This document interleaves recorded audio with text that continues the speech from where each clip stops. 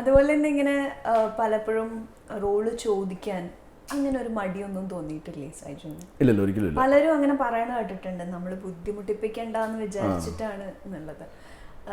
അതിന് well prepared ആയിരുന്നോ? ഇതന്നെയാണ് എൻ്റെ കളം, ഞാൻ ഇവിടെ നിന്നേ പറ്റുള്ളൂ എന്നുള്ളതിന് വെൽ പ്രിപ്പയർഡ് ആയിരുന്നോ? അല്ല, വേറെ നിവൃത്തിയില്ല. എന്ന് വെച്ചാൽ സെയിൽസ് പറ്റുന്നില്ല, മനസ്സിലായില്ലേ, ജീവിക്കണ്ടേ.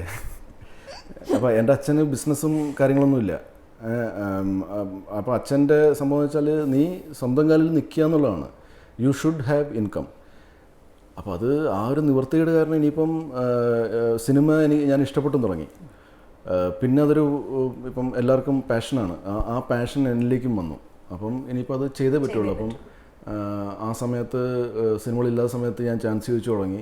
അതിന് ആ സമയത്ത് ഒരു കോംപ്ലക്സ് ഒക്കെ ഉള്ളിലുണ്ടായിരുന്നു. ഇങ്ങനെ നമ്മൾ ചോദിച്ചാൽ അവരിനി എന്ത് വിചാരിക്കും എന്നൊക്കെയുള്ള. ഇപ്പം നമ്മൾ നേരത്തെ സംസാരിച്ച പോലെ എൻ്റെ ചില സുഹൃത്തുക്കൾ എനിക്ക് സഹായിക്കണമെന്ന് ആഗ്രഹമുള്ള അവരിൽ 1-2 പേർക്ക് ഈ പ്രോബ്ലം ഉണ്ട്. എടാ അത് ഞാൻ വിളിച്ചാൽ അവർ ചിലപ്പോൾ ബിസി ആയിരിക്കുമോടാ എന്നൊക്കെ പറഞ്ഞ് ഞാൻ പറയണത് വിളിക്കണം, അല്ലെങ്കിൽ നമ്മൾ ഓർക്കില്ല അല്ലേ. അപ്പോൾ ഇപ്പോഴും ഞാനത് മെയിൻറ്റെയിൻ ചെയ്യുന്നു. ഞാനിപ്പം പലരോടും ഇപ്പോഴും ഞാൻ ചാൻസ് ചോദിക്കുന്നുണ്ട്.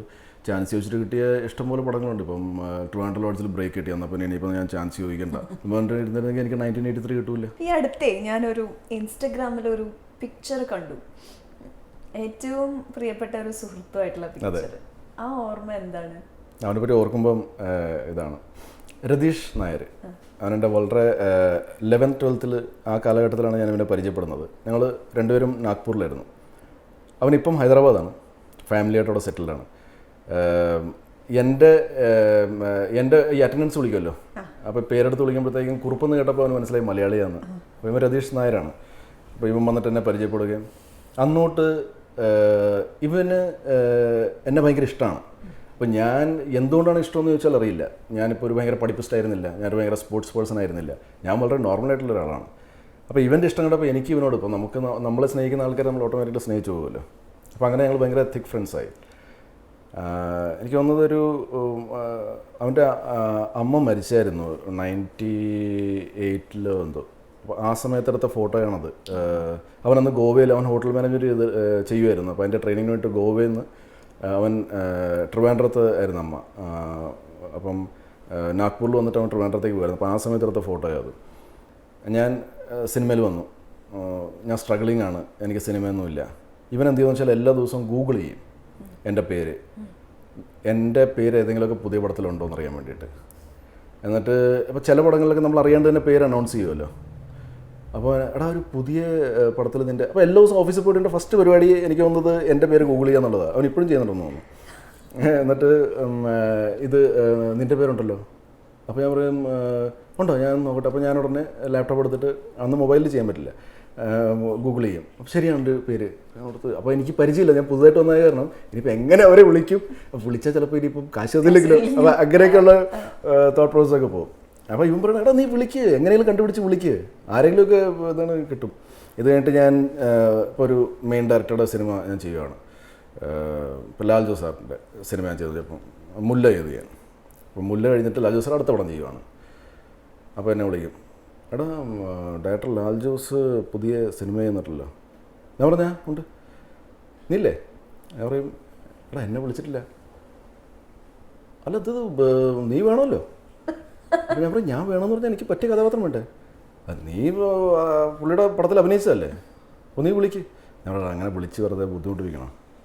എന്തായാലും ഒരു പടത്തിൽ അഭിനയിച്ചല്ലോ, അപ്പോൾ പുള്ളിക്ക് എന്തായാലും ഓർമ്മ കാണുമല്ലോ, അപ്പം എന്തെങ്കിലും ഉണ്ടെങ്കിൽ വിളിക്കും.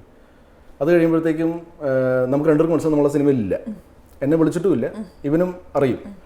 അപ്പോൾ എന്നാലും പുള്ളി എന്ത് പരിപാടിയാണ് കാണിച്ചത്, നിന്നെ കാസ്റ്റ് ചെയ്യാറില്ലല്ലോ. അപ്പോൾ ഇതവൻ്റെ ഒരു ഇതാണ്, എന്താണ് എനിക്ക് സിനിമകൾ വേണം എന്നുള്ളത്. ഇവൻ നമ്മുടെ കൂടെ പഠിച്ച കുറേ പേരുടെ ഇടയ്ക്കിലൊക്കെ ഇവനെ ഹൈദരാബാദ് വെച്ച്, ഇപ്പോൾ കേരളത്തിലേക്ക് അങ്ങനെ ആരും വരാറില്ല നമ്മുടെ കൂടെ പഠിച്ച ആൾക്കാർ. പക്ഷേ ഹൈദരാബാദൊക്കെ ഈ എന്താണ് മെട്രോപൊളിറ്റൻ സിറ്റീസ് ആയത് കാരണം അവിടെ ജോബ് ഓപ്പർച്യൂണിറ്റീസ് കൂടുതലുള്ള കാരണം അവിടെ പലരും എത്തുമല്ലോ. അങ്ങനെ ഇവനെ കാണും. അപ്പോൾ ഇവനെ കാണുമ്പോഴത്തേക്കും സൈജു ഇത്ര ദോസ്താണ്, സൈജു കസാവോ എന്നൊക്കെ ചോദിക്കും. അപ്പോൾ അന്ന് അവർക്ക് എന്നെപ്പറ്റി ഒരു ഐഡിയ ഇല്ല. അപ്പം ഇവൻ പറയും അപ്പോൾ ബഹുത് ബഡാ സ്റ്റാർ है केरल में. അതായത് ഞാൻ ഭയങ്കര താരമാണെന്ന് ഇവിടെ, ഈ ബിൽഡപ്പാണ് അവൻ കൊടുക്കുന്നത്. ഞാൻ പറഞ്ഞു എടാ രതീഷ് നീ എന്തിനാണ് വെറുതെ അവൻ ഈ പറഞ്ഞവന്മാർ ഏതെങ്കിലും മലയാളിയെ കണ്ട് സൈജു ഗ്രൂപ്പ് എന്ന് പറഞ്ഞൊരു ആക്ടർ ഭയങ്കര സ്റ്റാറാണെന്ന് വെച്ചാൽ അവർക്ക് ചിലപ്പോൾ സൈജു ഗ്രൂപ്പിനെ അറിയ കൂടെ ഇല്ലായിരിക്കും. നീ വെറുതെ ഇങ്ങനെ ബിൽഡപ്പ് കൂട്ടില്ലേ, എടാ ഇരിക്കട്ടെടാ അതൊക്കെ വേണം. ഇതാണ് അവൻ, മനസ്സിലായില്ലേ? ഇപ്പോഴും അവൻ ഭയങ്കര ഇടയ്ക്കിടയ്ക്ക് വിളിക്കും നാച്ചുറലി അങ്ങോട്ടും ഇങ്ങോട്ടും. എന്നിട്ട് എന്തായി അടുത്ത പടം ഏതാണ്. പിന്നെ ചില പടങ്ങൾ നമ്മൾ പറഞ്ഞു കാണും ഇങ്ങനെ എടാ ഒരു പടം ചെയ്യുന്നുണ്ട്, പുതുമുഖ സംവിധായകൻ്റെ ആയിരിക്കും, ആ പേരൊക്കെ അവന് കറക്റ്റായിട്ട് ഓർമ്മയാണ്, പുതുമുഖ സംവിധായകനാണെങ്കിൽ പോലും. അപ്പോൾ ചിലപ്പോൾ ഈ ഷൂട്ട് തുടങ്ങാൻ നേരത്തായിരിക്കും ചിലപ്പോൾ ഡേറ്റ് ചിലപ്പോൾ മാച്ച് ചെയ്യാണ്ട് ഞാൻ പടം ചെയ്യുന്നില്ല. അപ്പം ഞാൻ ചിലപ്പോൾ ഇത് അപ്ഡേറ്റ് ചെയ്ത് കാണുമല്ലോ അവനൊക്കെ. കുറച്ച് നാൾ കഴിഞ്ഞിട്ട് എടാ നീ അന്ന് പറഞ്ഞില്ലേ മിസ്റ്റർ സോയൻസോ അയാളുടെ പടം ചെയ്യുന്നത് അത് കഴിഞ്ഞോ, അതെന്താണ് സംഭവം? ഞാൻ ചേട്ടാ അത് ഡേറ്റ്, ഓ അത് ശരി. അപ്പോൾ അതിന് ഭയങ്കര ദുഃഖമാണ്, ഓ അത് ചെയ്യാൻ പറ്റിയില്ലല്ലോ എന്നൊക്കെ. അപ്പം അങ്ങനെയൊക്കെയുള്ളൊരു കക്ഷിയാണ്. ഒരു പക്ഷെ നമ്മളെക്കാളും നമ്മളെ സ്നേഹിക്കുന്ന ചില സുഹൃത്തുക്കളല്ലേ, അങ്ങനെയുള്ളൊരു വലിയ സ്ട്രെങ്ത് ആണ് നമ്മുടെ എല്ലാ സിറ്റുവേഷൻസിലും അവരുണ്ടാവാന്ന് പറയുന്നത്. എൻ്റെ വൈഫ് പറയാറുണ്ട് സൈജുവിൻ്റെ ഏറ്റവും വലിയ ഭാഗ്യം രതീഷിനെ പോലത്തെ ഒരു സുഹൃത്തുള്ളതാണ്. എല്ലാവർക്കും ചിലപ്പോൾ അങ്ങനത്തെ ഒരു സുഹൃത്ത് കാണില്ല. ഇവൻ actually is like A brother. അവൻ എന്നെക്കാളും ഒരു 6-7 മാസത്തേക്ക് മൂപ്പുണ്ട്. തിരുവനന്തപുരംകാരനാണ്, വെള്ളായനിക്കാരനാണ്. എൻ്റെ ട്രിവാൻഡ്രം ലോഡ്ജിലെ കഥാപാത്രം ഷിബു വെള്ളായനി എന്നാണ്. അപ്പോൾ വെള്ളായനി നിയമം ആ ഏരിയയാണ് എൻ്റെ വീട്. പക്ഷെ അവൻ വളർന്നിരിക്കുന്നതൊക്കെ നാഗ്പൂരിലാണ്. അപ്പോൾ അവൻ്റെ മലയാളം മറ്റേ കുറച്ചാണ്. രതീഷ് വിളിക്കുമ്പോൾ അന്വേഷിച്ചു എന്ന് പറയും. തീർച്ചയായും ഒരുപാട് സന്തോഷം ഈ കഥ കേട്ടപ്പോൾ. എന്താ പറയാ, ഇങ്ങനെ ഇരുന്ന് തുറന്ന് സംസാരിക്കാൻ പറ്റിയതിൽ ഒരുപാട് സന്തോഷം. You are really awesome. Thank you. അടിപൊളിയാവട്ടെ, ഇനി നല്ല വർക്ക്സ് കിട്ടട്ടെ. Thank you. All prayers. Thank U.